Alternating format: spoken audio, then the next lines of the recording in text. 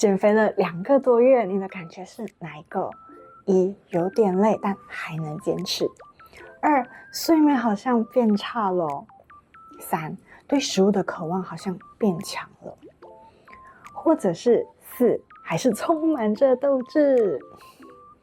不管你的答案是哪一个，请在留言区留下一个表情符号，或是用1、2、3、4来告诉我你现在的状态哦。因为走到这里了，你感觉到疲惫啊，遇到瓶颈，甚至是已经开始觉得很厌烦，这些全部都是很正常的，而且也值得被我们看见。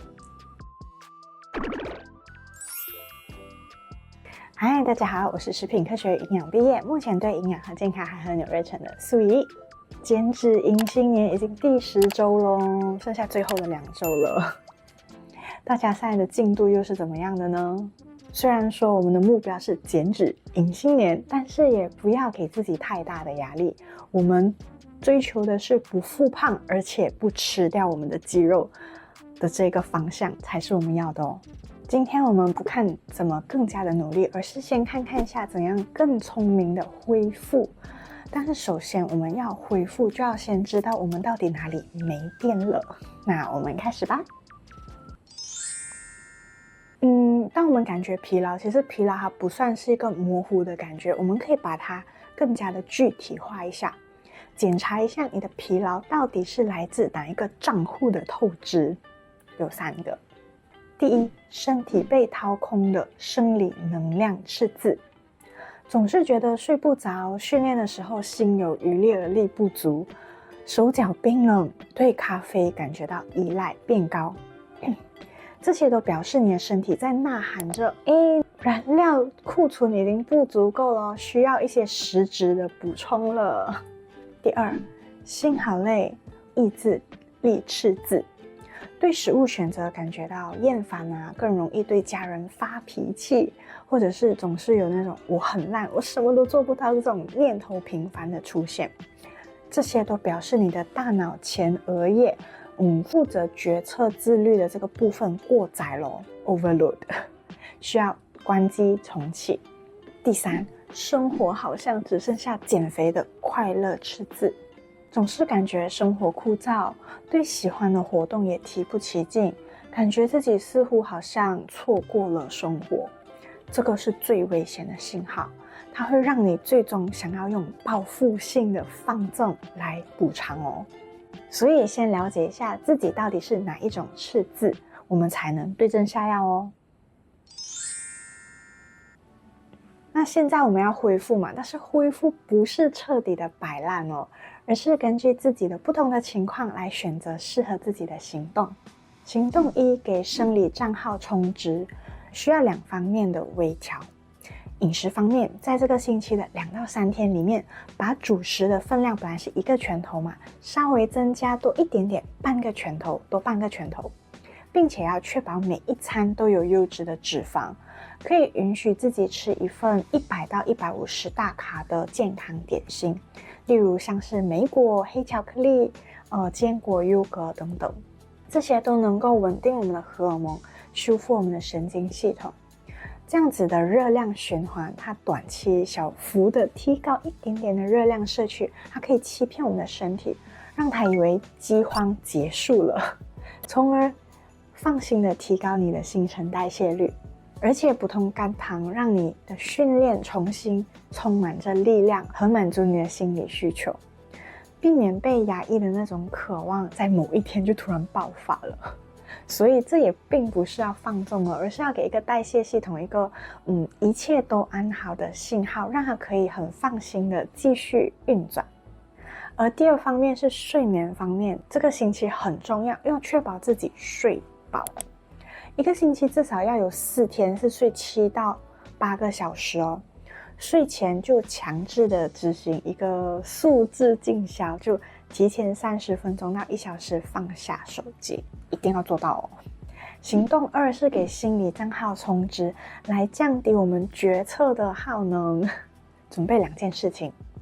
第1，自动化饮食，尝试一下制定一个这个星期不动脑的菜单。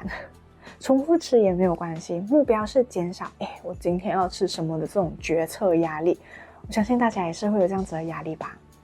我自己的话就是让我的午餐，因为还要工作嘛，所以午餐的主食就在白饭和番薯、地瓜之间转换，蛋白质就是毛豆、鸡蛋、鸡胸肉、豆腐之间做搭配，蔬菜只是简单的番茄、胡萝卜、青椒、蘑菇和冷冻的蔬菜，基本上我看到什么我就拿什么，这样子来做搭配。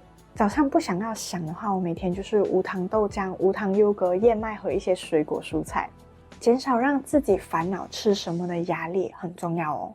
另外一件事就是运动轻松化，将1到2次的正式训练换成一个主动恢复的时期，做一个30到45分钟的散步或是快走，或是跟着影片做一套舒适的瑜伽或是拉伸普拉提也行。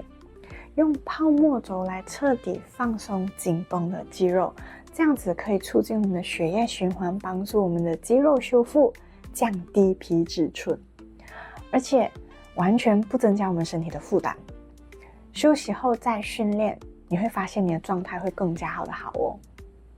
重点是我们要享受身体动起来的那个感觉，而不是这周又要运动3练那种想要完成任务的感受。行动3，给快乐账户充值来充实我们的生活感。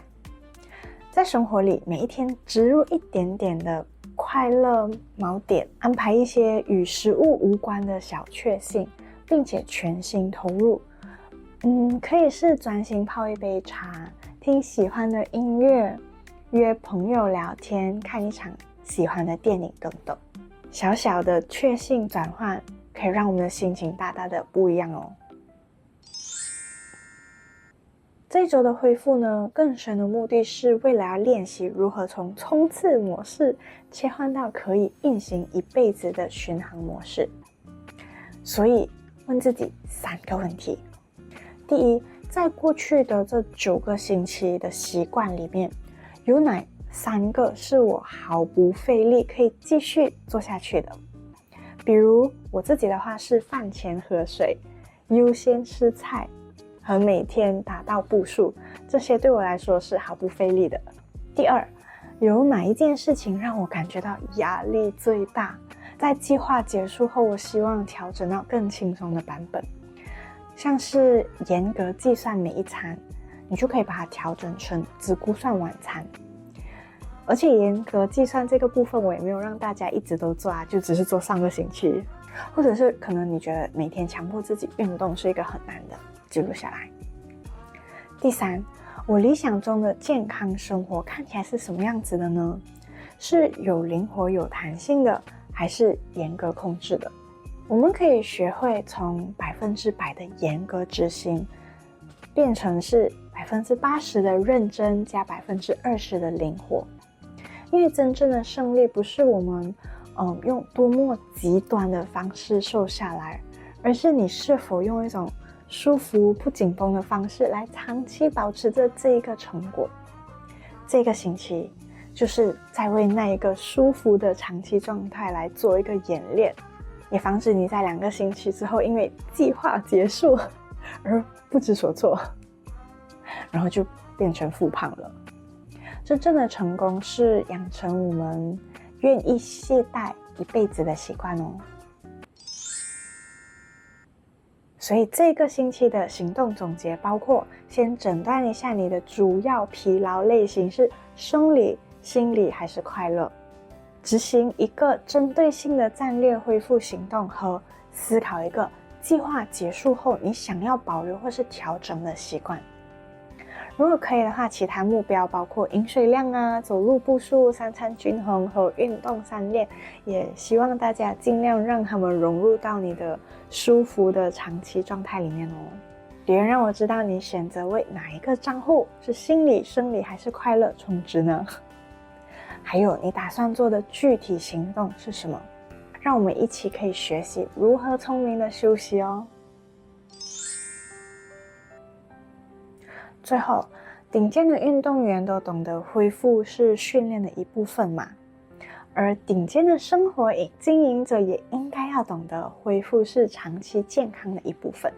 给自己这1个星期的时间，不是要倒退，而是为了更强劲的重点要进。